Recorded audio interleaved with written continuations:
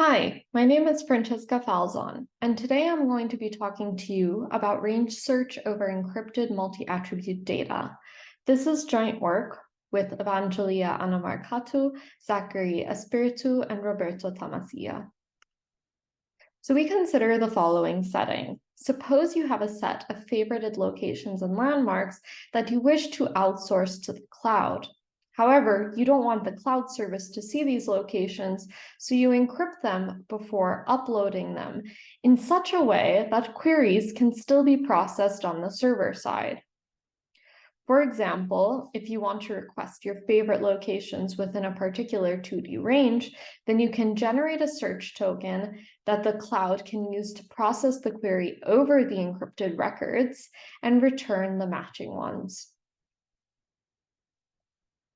So our goal is to build such a scheme. And in particular, we want to build a scheme that can support private range queries in arbitrary dimensions. I'll be using the terms dimensions and attributes interchangeably throughout this talk. We also require that the scheme is efficient. And by efficient, I mean with respect to storage at the client and server, communication bandwidth, as well as time needed to generate the search tokens and process the queries at the server. We also add the additional requirement that the scheme be non-interactive. So that means queries are executed in one round trip. Now, we have a number of techniques for supporting private range queries, which I'm going to go over briefly here. So the first class of solutions is that of strong cryptographic solutions. So this includes things like fully homomorphic encryption, secure multi-party computation, and functional encryption. Although they are the most secure solutions we have to date, despite the many recent advances, they're still currently impractical for large-scale deployments. Another class of solutions is that of trusted hardware, for example, Intel SGX. This has been shown to be promising, however, it turns out it's very hard to write secure code for them, and they've been shown vulnerable to powerful side-channel attacks. Additionally, we'd still need to trust a third party, namely the chip manufacturer. So that brings us to the third class of solutions, and which will be the focus of this talk, structured encryption. So structured encryption schemes are efficient, and they use fast symmetric key primitives as building blocks. In exchange for this efficiency, they are a little less secure than their theoretical counterparts. And they generally leak some information about the underlying database or the queries. So security and efficiency are very much at odds, and it is this tension that makes designing structured encryption schemes so challenging and interesting. And we'll be discussing some of those challenges today. So here we summarize the most relevant prior work as well as our contributions. So here, as you can see, the prior works were all limited to one dimension.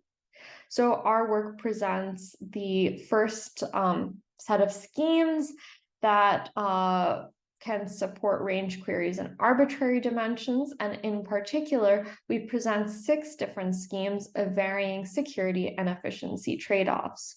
Here we have listed them in order of increasing security. And you can also see that, for example, the linear scheme does offer the best storage asymptotically, whereas the range tree and quad tree SRC schemes are the most secure, but this is at the expense of some additional bandwidth. So in summary, our paper makes the following contributions. So we design a flexible generic framework for building encrypted range search schemes in multiple dimensions. Then using this framework, we develop 6 concrete schemes that offer a sliding scale of efficiency and security trade-offs. These schemes are based on commonly used data structures, and we also develop a new data structure to minimize bandwidth. Finally, we implement and evaluate each of our schemes against a number of real-world data sets. So now I will touch upon our framework. So to give some backstory, essentially, we initially set out to design the schemes. And what we noticed was there was a common approach to how these schemes were built, how we were designing these schemes. So we essentially wanted to abstract this common approach so we could present a blueprint for building secure encrypted range search schemes from standard range search data structures. So the framework works as follows. So this is the client, and this is the encrypted, this is the database that the client wishes to encrypt and outsource. And what the client's going to do is they're going to pre-compute responses of a subset of queries, of range queries. These will be called canonical queries. And these canonical queries are selected in such a way that any possible range query that may be issued can be reduced to a set of canonical queries. So in other words, the answer to any range query should be the union of some subset of these canonical range queries. The client can then build a map that maps each canonical range to the set of records that fall within that range. And so what the client finally ends up with is a map or multi-map that they can then use, that they can then encrypt using a standard encrypted multi-map scheme. And there is an extensive line of work that investigates how we can build these EMM schemes as well as searchable encryption schemes. So, based on the needs of the client, they can select the EMM scheme that they prefer. Okay, so this map has been encrypted and then outsourced. And now to query the database, what the client will do is they will use some sort of range covering algorithm to determine the set of canonical ranges that cover the target query that they want to request. So for example, if they want to query for this particular 2D range, then they'll use some sort of algorithm to determine that these two queries are canonical ranges that cover their chosen query. And then they'll generate search tokens for each of these canonical ranges and then send them to the server, who can then look up the matching records and return them. Just as a note, the security of the range scheme does depend on the underlying EMM chosen, as well as the range covering algorithm and the canonical queries.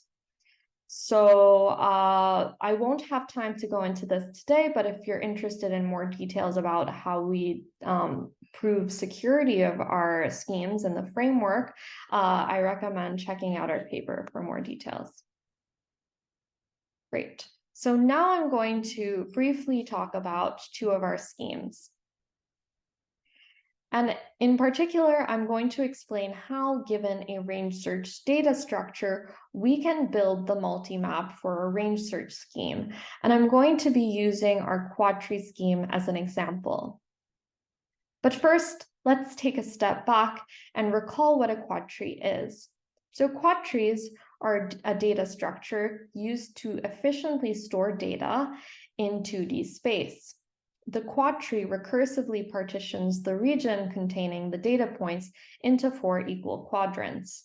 So for example, the root node is associated with the entire domain and has 4 children, each one associated with a different quadrant. The nodes of the quadtree will define the canonical ranges that we're going to store in the multi-map. So we can use the quadtree as a guide to help us compute the multi-map. Once we've built the multi-map, then we can, again, encrypt it and outsource it as I described before.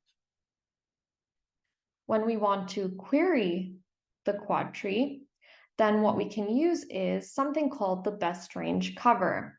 This is a range covering algorithm that recursively finds the smallest number of nodes that cover the range. So for example, if I want to query for this range Q, which contains the boxes labeled by I and N, then we can traverse the quad tree and find that, in fact, there are two canonical ranges that cover this query exactly, each corresponding to individual domain points.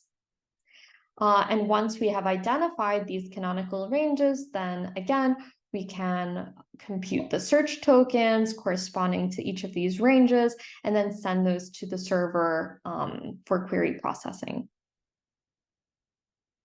Okay. I'll add a note here that the client does not actually need to store the entire quad tree on the client side, but because the quad tree has such a regular structure, the client can implicitly store this quad tree and traverse it as needed to identify the nodes. Okay, but what if we wanted to use another range covering algorithm? For example, the single range cover, which finds the single smallest node that covers the desired range. So looking back at this same query containing the boxes labeled by I and N, well, it turns out that the single smallest node that contains this query is actually the root node, which corresponds to the entire domain. So that's quite bandwidth inefficient if we have to return the whole database. So what we do is we introduce the QDAG, this quad tree-like DAG, that's essentially a quad tree that has been augmented with a constant number of nodes. The goal of this is to reduce the number of search tokens needed whilst bounding the number of false positives that might be returned. One of the additional benefits of using a single search token and accepting that there may be a few false positives is the enhanced security that this gives the scheme. So this is indeed one of the most secure schemes that we present. Okay, so now I'm going to talk about our experimental results. So we implemented and tested our schemes on the following data sets: the California Road Network data set, the Multispitz mobile phone records, and the Gowalla latitude-longitude points from the social network site. And what we generally found was that, okay, so here are the storage results, and here is the construction time for the Gowalla dataset. And what we found was that indeed, you can see there is this sliding scale in efficiency. So for example, the blue boxes show the linear scheme, which was in fact the most efficient scheme in our paper that we presented. And here we have the schemes that are based on the range tree. So these were the least efficient of the schemes.